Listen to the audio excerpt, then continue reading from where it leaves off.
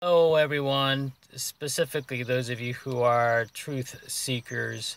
I want to encourage you, if there's ever a time that we need to be focusing in on what is true according to God's word, we got to focus on that. We got to speak it. We got to educate people on that without even having to sound religious or churchy or what have you, okay?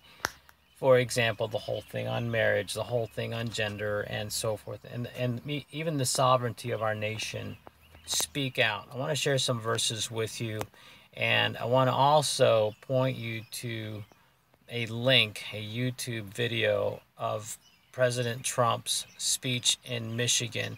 The media is not covering this. Okay, that's part of the issue, is that they are not covering the truth of the matter when it comes to the economy, when it comes to what the president is doing.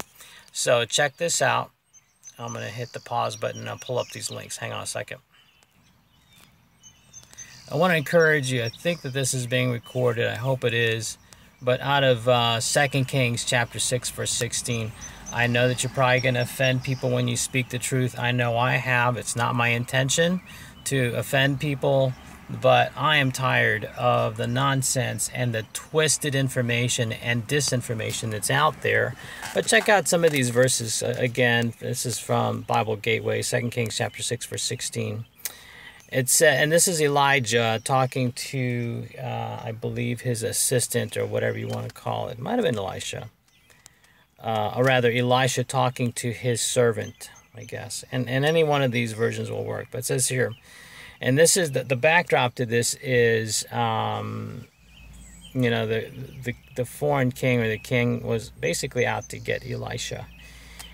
Because apparently he had been speaking the truth as well. And the servant comes to the door, or the king's men come to the door demanding, Elisha. And then Elisha says this to his servant, who's freaking out because the Gestapo is at the door. It says, Elisha answered, and this is what he's telling his servant, "Do not be afraid, for those who are with us are more than those who are with them." Apparently there was a whole company of soldiers at their front door getting ready to take Elisha and everything else that Elisha owned. And so this is the word that he has for him. So I would encourage you with the same words as you speak the truth. Know that those who are for us, that is God himself, when it comes to speaking his truth according to whatever the circumstances or whatever society's, the liberal left is trying to cram down our throats, know that those who are for us are greater than those who are against us. I want to point you to this one video, YouTube video of President Trump speaking in Michigan. Hang on a second.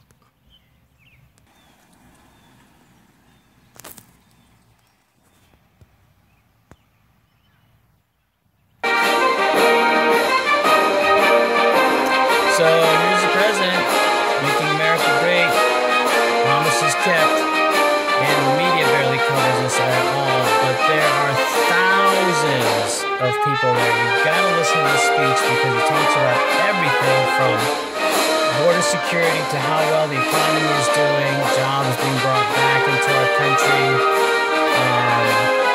just a whole host of things, the Second Amendment, and so forth. It's lengthy, but well worth listening to, even if you have to watch it in segments. Alright, there it is. Check it out. And maybe it's still on YouTube. I don't know. It's a great, great speech. Stay in the swamp. And the signs there, women for Trump. There it is. Make America great again. Promises made. And promises kept. Awesome speech.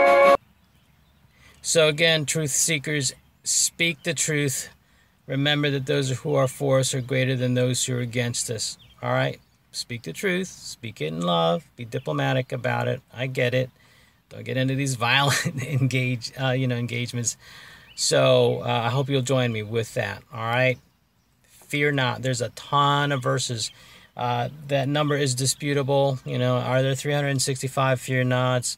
Well, actually, there's more if you include fear not, do not be afraid, be encouraged, all that. So there's probably over 500. All right. Talk to you guys later.